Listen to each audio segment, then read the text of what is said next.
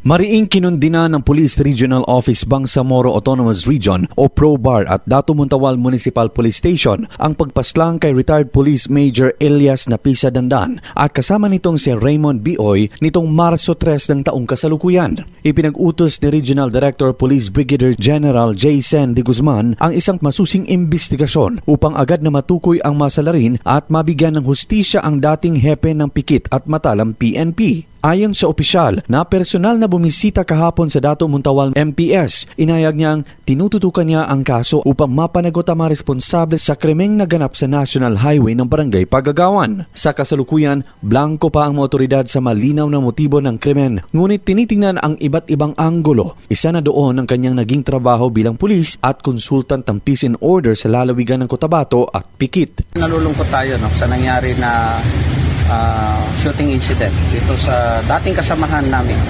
sa servisyo. We assure them na speedy investigation. Lumalabas sa inisyal na investigasyon ni Dato Montawal PNP Town Chief Police Captain Norge Hasir Sali na si Chief Dandan ang nagmamaneho ng itim na Mitsubishi Strada nang paputukan sila ng bala ng mga hindi pa nakikilalang suspect na nagresulta sa kanilang agarang kamatayan. Bilang tugon sa insidente, pinaigting ng PROBAR ang seguridad sa lugar sa pamamagitan ng paglalagay ng mga checkpoints, border control at pagpapadala ng karagdagang tauhan upang suportahan ang lokal na pulisya sa Dato Montawal. Huwag po silang mag-alala dahil ginagawa rin po namin lahat ng makakaya namin para ma-prevent itong mga ganitong insidente.